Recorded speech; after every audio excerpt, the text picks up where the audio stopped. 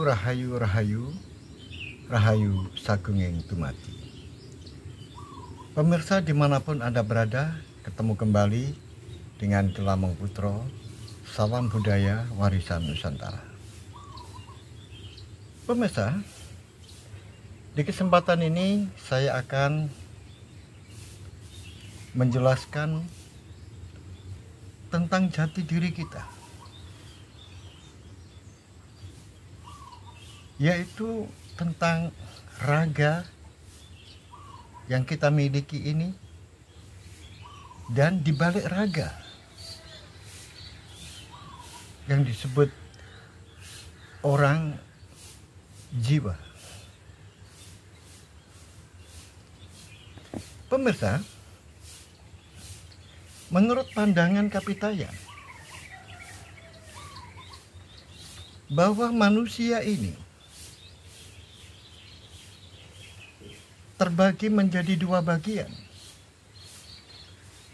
Jasad ini adalah gotro lumrah.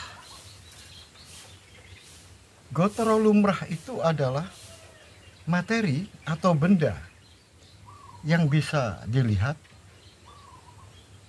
yang bisa didengar, dan bisa diraba. Itu semuanya adalah ciri dari gotro lumrah. Diri kita ini karena berwujud bisa diraba, bisa dilihat, bisa dipegang, dan jelas bentuknya. Ini adalah gotro lumrah yang biasa orang menyebut raga. Setiap gotro lumrah, menurut Kapitayan, maka ada yang menyertai, yaitu gotro kepetengan. Gotro kepetengan ini, kalau orang lain biasa menyebut dengan jiwa, atau disebut dengan sukma.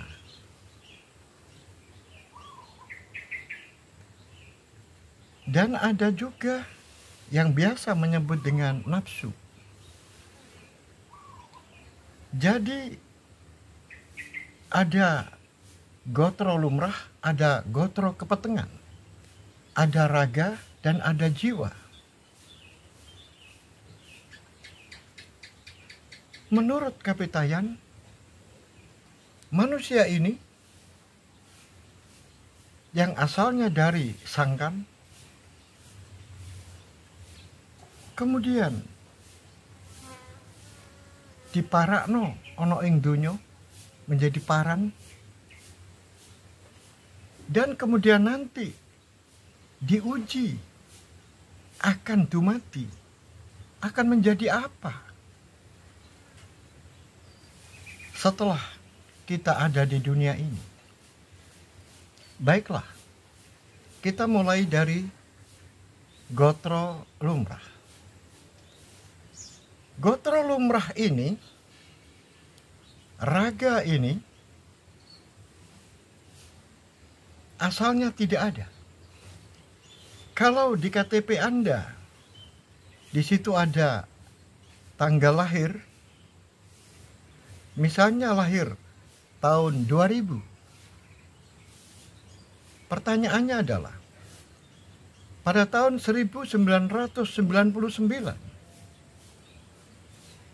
Anda ada di mana? Jawabnya adalah, saya belum lahir. Karena Anda belum lahir, itu namanya belum ada. Anda dalam keadaan nol, tidak ada, karena belum terwujud. Nah, kemudian setelah manusia itu dalam keadaan tidak ada, nol, kosong. Maka setelah manusia lantaran dari proses sebuah perkawinan, maka terbentuklah Eka Padmasari.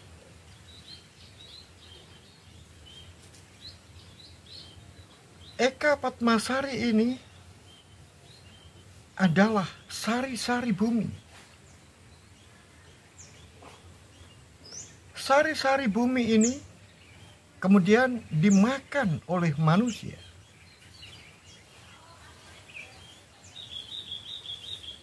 Sehingga makanan-makanan yang kita makan menjadi saripati. Dan saripati ini akan membentuk Padmasari, yaitu sari di dalam sari, inti di dalam inti. Padmasari inilah kemudian sering dikenal dengan sebutan wiji urip.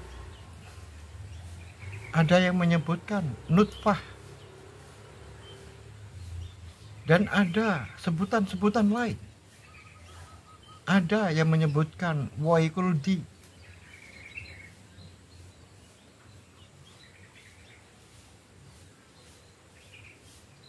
Padmasari atau inti dari inti sari-sari bumi ini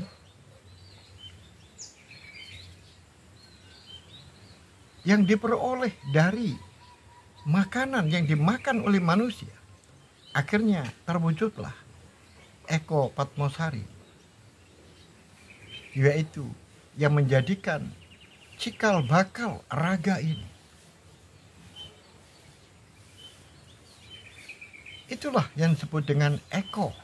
Eko itu artinya satu. Eka Padmasari.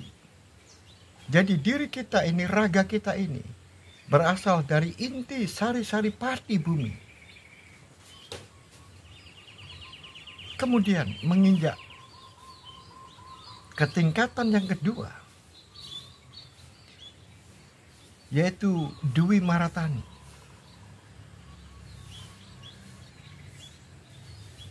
Dwi Maratani itu apa? Dwi Maratani ini adalah hasrat. Hasrat yang tumbuh dari dalam diri manusia untuk menyukai lain jenis. Laki-laki menyukai, punya hasrat birahi terhadap wanita. Demikian juga sebaliknya. Wanita juga memiliki hasrat birahi kepada pria. Yang kedua, Dwi Maratani adalah hasrat yang tumbuh di dalam diri manusia untuk menyukai lain jenis. Kemudian yang ketiga, Tribusono Kaulo atau Tri Kaulo Busono. Tri itu artinya tiga. Yang ketiga adalah setelah bertemunya dua hasrat lain jenis antara laki-laki dan perempuan, maka terbentuklah proses yang ketiga, yaitu Tri Kaulo Busono. Setelah terjadi sebuah pertemuan antara hasrat laki-laki dan hasrat perempuan dalam sebuah perkawinan, maka terbentuklah Tri Kaulo Busono, yaitu janin jabang bayi yang ada di rahim seorang ibu. Ini adalah proses yang ketiga, Tri Kawula Busana. Setelah itu apa yang terjadi? Yaitu etape yang keempat, Catur Wanara Rukem. Catur Wanara Rukem lahir, sudah terwujud manusia. Catur Wanara Rukem, etape yang keempat, tahapan yang keempat.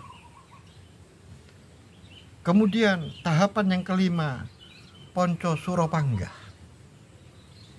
Ponco Suro Panggah. Jadilah manusia. Manusia dewasa. Manusia yang punya tanggung jawab. Dan kemudian etape yang keenam adalah Sadguno Weweko. Sadguno Weweko ini tidak lain adalah setelah proses tahapan yang kelima, yaitu Ponco Suro Panggah, manusia menjadi dewasa dan punya tanggung jawab. Maka yang keenam adalah Sadguno Weweko, yaitu jadi orang tua. Tentu saja orang tua ini selalu Weweko, artinya berhati-hati di dalam bertindak, di dalam berujar, dalam berkata, berperilaku, serba hati-hati. Kemudian etape yang ketujuh adalah Sabto Sacoro-coro. Kalau sudah pada etape yang ketujuh, manusia akan bertindak nyaknyuk. Kalau Sadguno Weweko ini berhati-hati, tetapi kalau sudah mencapai Sabto Sacoro-coro, maka dalam etape ini usia manusia bukan lagi tua, tapi sudah di atas tua. Sehingga tindakannya ini terkadang nyaknyuk. Artinya nyaknyuk itu adalah kadang-kadang dia melakukan itu tidak sesuai dengan apa yang dia inginkan. Sehingga dia itu tidak tahu kalau dia itu menuju ke selatan. Tapi bukan pikun. Sehingga tindakannya ini nyaknyuk. Nyaknyuk di sini terkadang membuat orang ini tertawa. Nah, ini adalah sudah mencapai etape yang ketujuh, yaitu Sabto Sacoro-coro. Nah, kemudian kalau sudah mencapai etape yang kedelapan, yaitu Hasto Kukilowarso, ini sudah benar-benar orang ini pikun, sudah tua sekali, sudah benar-benar tua. Dan akhirnya pada etape yang ke-9, yaitu Nowo Onggolupo. Nowo Onggolupo ini boleh dikatakan sudah ngeblank. Kalau tadi Hasto Kukilowarso itu sudah pikun, karena sudah sangat tua, pikun. Tetapi kalau sudah mencapai etape yang ke-9, yaitu Nowo Onggolupo, ini benar-benar sudah ngeblank. Sehingga namanya sendiri saja mungkin dia sudah lupa. Lupa anaknya. Anak-anaknya sudah lupa. Apalagi yang punya anak banyak. Sudah lupa. Ini yang nomor berapa? Ini yang namanya siapa? Lupa. Ini adalah etape yang ke-9, yaitu Nowo Onggolupo. Setelah itu apa yang terjadi? Manusia rogo ini mati. Artinya adalah das, nol. Setelah dikubur dan sudah manusia sirna, hilang. Sehingga yang asalnya adalah tidak ada. Suwung belum lahir, kemudian menjadi ada dengan segala etapenya tadi. Eko Padmasari sampai dengan yang ke-9, yaitu Nowo Onggolupo. Dan setelah itu das, kembali ke nol lagi. Kembali ke suwung, tidak ada. Asalnya tidak ada, menjadi ada, kemudian tidak ada. Ini adalah proses yang disebut dengan gotro lumrah. Nah sekarang, kalau gotro lumrah yang saya ceritakan seperti tadi, berarti manusia itu berasal dari tanah. Kemudian kembali ke tanah. Karena manusia berasal dari api, maka dia akan kembali menjadi api. Karena manusia berasal dari air, maka manusia akan kembali ke air. Dan karena manusia berasal dari angin, bayu, maka kembali ke bayu. Kembali ke asalnya. Kembali ke suwung, das, kosong. Ini adalah gotro lumrah. Bagaimana dengan keadaan gotro kepetengan? Yaitu yang mengiringi gotro lumrah ini.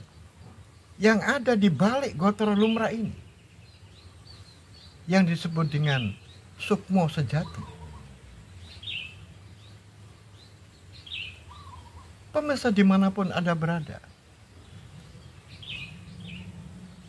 sebelum saya menjelaskan ini, saya akan membuat sebuah gambaran.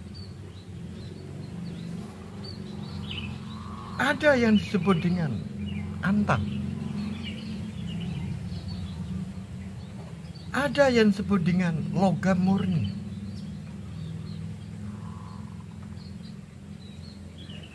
Antam adalah emas murni. Emas murni ini bisa berwarna kuning, bisa berwarna putih. Karena antam emas murni ini masih berbentuk batangan-batangan, masih berbentuk lempengan-lempengan, maka kadar kemurniannya 100%. 100%. Nah, sekarang logam mulia.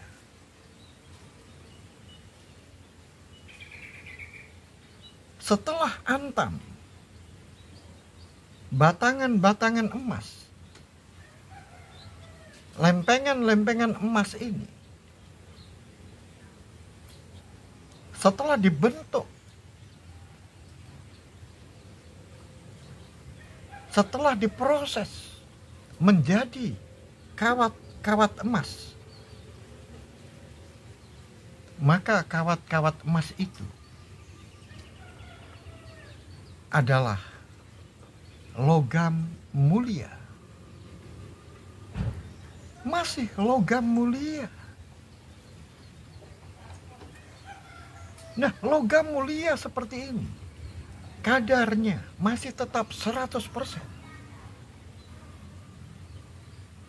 Masih tetap 100%. Nah, ada antam, emas batangan dan lempengan. Ada logam mulia yang berbentuk kawat-kawat emas yang kadarnya masih dalam keadaan 100%. Nah, antam emas batangan, emas lempengan ini saya gambarkan sebagai cahyo asal. Cahyo asal. Asalnya kemuliaan, asalnya emas yang masih berbentuk lempengan dan batangan. Kemudian setelah dibentuk kawat-kawat, ini saya gambarkan adalah sebagai cahyo mulio.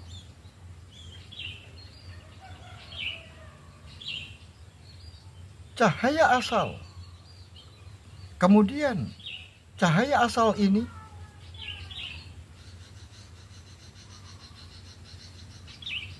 membentuk sebuah cahaya yang begitu banyak memancarkan. Maka cahaya ini yang disebut dengan cahyo mulio, inilah kawat-kawat emas yang demikian banyaknya. Nah, kawat emas ini kemudian dibentuk menjadi perhiasan-perhiasan. Ada yang berupa gelang, ada yang berupa cincin, ada yang berupa anting-anting, ada yang berupa liontin, ada yang bermacam-macam, bingle, dan sebagainya. Ini diproses, dibentuk. Nah, tempat pembentukan ini adalah boleh dikatakan pabrik pembuatan perhiasan. Maka pabrik pembuatan perhiasan ini yang semula dari kawat-kawat emas ini menjadi perhiasan-perhiasan yang berwarna-warna, yang bermacam-macam jenisnya, gelang, cincin, liontin, anting-anting dan sebagainya, dibentuk dalam pabriknya. Nah, pabrik pembentuk perhiasan-perhiasan ini adalah prakerti. Prakerti adalah tempat berkumpulnya cahyo mulia yang berasal dari cahyo asal. Nah, sekarang sudah menjadi perhiasan. Sudah menjadi perhiasan. Perhiasan logam mulia. Kalau sudah terbentuk cincin, gelang, anting-anting, kadarnya sudah tidak bisa 100%. Kadarnya sudah berubah, yaitu 99,99%.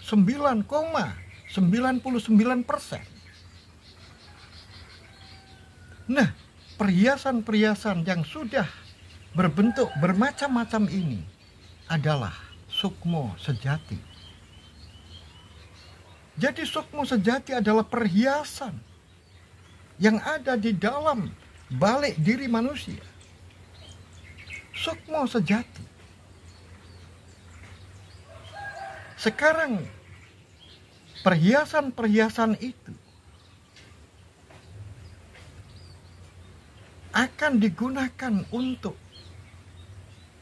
mempercantik diri, memperindah diri, agar seseorang yang memakai ini adalah orang menjadi anggun, menjadi berwibawa, dan semakin gumebyar yang dipakainya, maka dia dipandang orang semakin mulia. Karena orang lain akan memandangnya. Nah, kemuliaan ini mengakibatkan orang ini akan dihormati, dihargai, dimuliakan.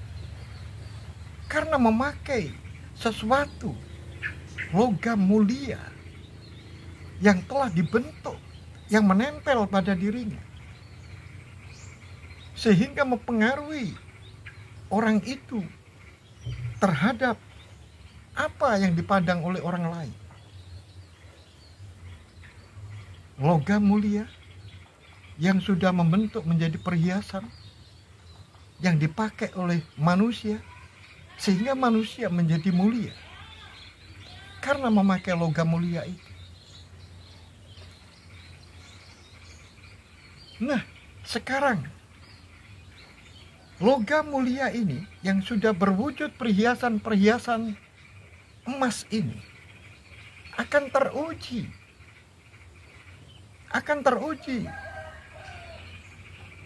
Tergantung siapa yang memakai.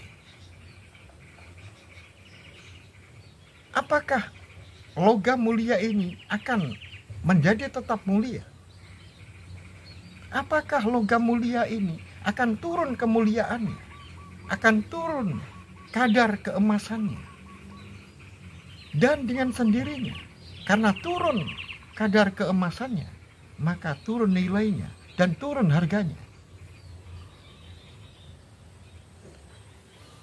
Terserah, tergantung siapa yang memakai. Sukmo sejati adalah perhiasan ini tadi. Sukmo sejati yang berasal dari logam mulia itu adalah sungguh sangat berharga. Sukmo sejati yang kita miliki ini adalah barang yang sangat berharga, logam mulia, yang indah, yang mulia, yang agung. Dan siapa yang memakainya dengan benar, maka dia akan dimuliakan banyak orang. Sukmo sejati yang kita miliki ini, kalau kita menggunakan dengan benar, maka kita akan dihargai, dimuliakan banyak orang. Tetapi apabila perhiasan itu, merawatnya, dan cara menggunakannya tidak benar, maka akan turun nilainya, akan turun kadar emasnya, akan turun nilainya. Demikian juga sukma. Apabila kita memakai sukma, yang mana di dalam sukma ini ada yang namanya nafsu, nafsu amarah, yang katanya orang lain nafsu sofia, nafsu lauamah, dan nafsu mutmainah. Tetapi cukup kalau Kapitayan mengatakan nafsu merah, nafsu kuning, nafsu hitam, dan nafsu putih. Terserah, dengan ada 4 nafsu ini ditambah dengan 3 hal, yaitu cipto, rasa, karso, maka akan menjadikan benda yang mulia yang ada di dalam diri kita, yaitu sukma sejati. Apakah tetap mulia atau berubah kemuliaannya? Ini terserah kepada kita yang memiliki, yang memakai. Maka logam mulia, perhiasan-perhiasan itu akan turun kadar kekaratannya, akan turun nilainya, disebabkan karena logam mulia yang sudah berbentuk perhiasan itu patah. Akan turun harganya, turun nilainya, turun kadarnya apabila rusak. Disebabkan karena tekanan-tekanan disebabkan karena sebuah tempelan-tempelan tanah dan kotoran-kotoran yang menempel pada perhiasan itu, atau disebabkan karena terkena panas dan terkena zat-zat lain yang akhirnya bisa mempengaruhi, bahkan merusak dari perhiasan itu. Bahkan rusak fatal apabila tercampur dengan zat-zat yang sangat merusak, misalnya air reksa. Apa ini artinya? Artinya apabila kita memiliki sukma yang sebetulnya adalah sejati mulia, sejati keindahannya, sejati kadar karatnya, tetapi karena kurang hati-hati, sembrono di dalam menyimpan, sembrono di dalam merawat, sehingga terkena tekanan-tekanan, pukulan-pukulan, terkena panas, dan terkena zat-zat, dan menempel kotoran-kotoran pada perhiasan itu, akhirnya bisa mempengaruhi kadar kekaratan dari emas itu. Dengan demikian akan menurunkan kualitasnya dan akan menurunkan harganya. Itu gambaran dari sukma kita. Terserah kita. Apakah Anda tetap menjadikan sukma yang berasal dari cahyo mulyo tetap menjadi logam mulia yang karatnya 99,99%, atau sekarang sudah berubah di bawah itu, bahkan rusak.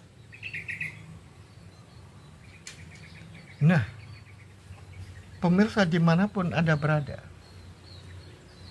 kemudian bagaimana kalau manusia itu sudah mati? Mau kemana? Saya katakan di depan, karena raga itu berasal dari tanah, kembali ke tanah. Karena raga itu berasal dari api, dari angin, dan dari air, maka mereka kembali kepada unsur-unsur asalnya, raga ini. Tetapi jiwa, sukmo sejati, akan kembali kemana? Akan dikembalikan kepada logam asal. Perhiasan ini berasal dari logam mulia. Logam mulia berasal dari logam batangan. Maka emas ini akan dikembalikan lagi. Tetapi harus melalui proses, yaitu akan dikembalikan, kemudian diproses, diprakerti kembali, kemudian di sana akan dicor kembali untuk dimurnikan. Sebelum dibentuk, dimurnikan dulu kotoran-kotoran yang menempel pada perhiasan itu, agar nilai kadarnya kembali 100%. Nah, proses pengecoran, pembersihan inilah yang disebut dengan samsara. Dan nanti logam yang sudah masuk di dalam prakerti ini, kemudian dilakukan pembersihan, pengecoran ulang untuk dimurnikan logamnya. Maka ada dua kemungkinan. Dia akan dibentuk menjadi kawat-kawat emas dan akhirnya menjadi perhiasan lagi, atau dia dijadikan emas batangan dan emas lempengan yang disimpan pemiliknya. Artinya disimpan oleh Cahyo Mulyo, disimpan oleh Cahyo Asal di tempat pergudangan yang jumlah emas batangannya tidak terhingga banyaknya. Itulah gambaran. Sehingga kalau manusia sudah mati,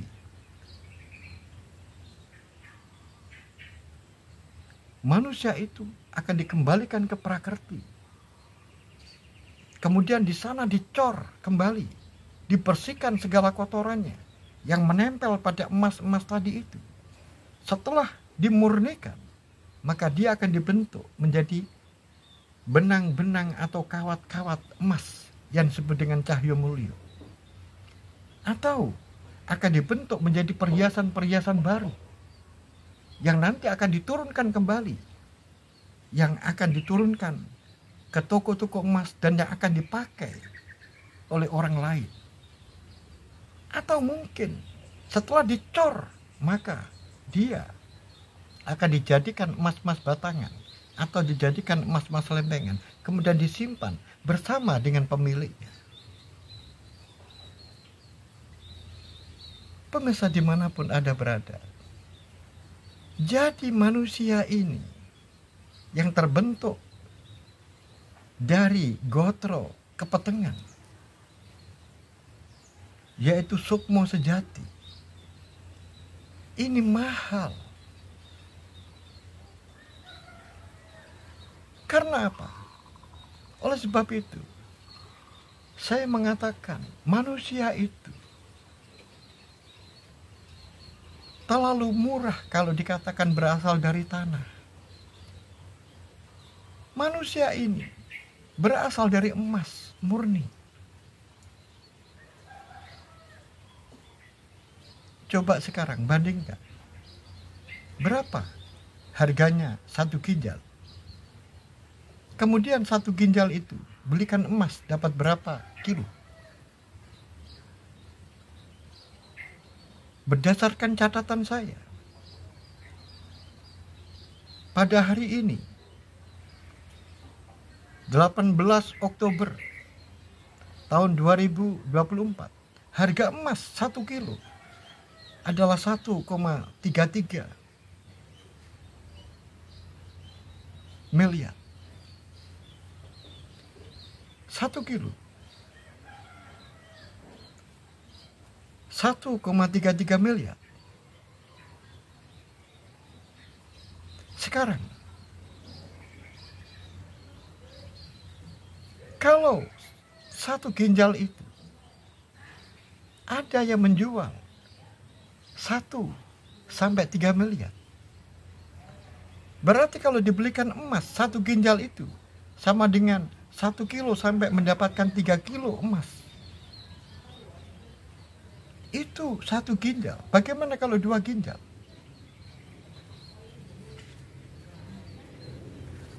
Terus bagaimana dengan jantung? Saya membaca bahwa biaya untuk mencangkok ginjal,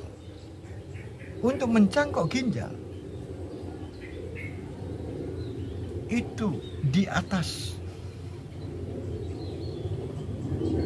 500 juta. Dan biaya untuk mencangkok jantung, biayanya luar biasa. Di dalam catatan saya, untuk mencangkok jantung ini, manusia harus mengeluarkan uang 19,5 miliar. Ini hanya untuk mencangkok jantung. Biayanya. Belum berapa harganya jantung itu sendiri. Mencangkok kornea mata. Transplantasi mata, kornea. Itu biayanya 55 juta. Terus bagaimana harganya matanya sendiri? Ini. Jadi manusia itu lebih berharga daripada emas. Bukan. tanah, bahkan lebih berharga daripada emas. Kalau sekujur tubuh kita ini, jiwa dan raga ini diemaskan, dapat berapa ton? Itu adalah diri kita ini, sungguh sangat berharga. Oleh sebab itu, manusia yang lahir itu adalah suci. Suci. Karena ada di dalam diri manusia itu terbuat dari logam-logam mulia. Makanya ketika lahir dimuliakan banyak orang.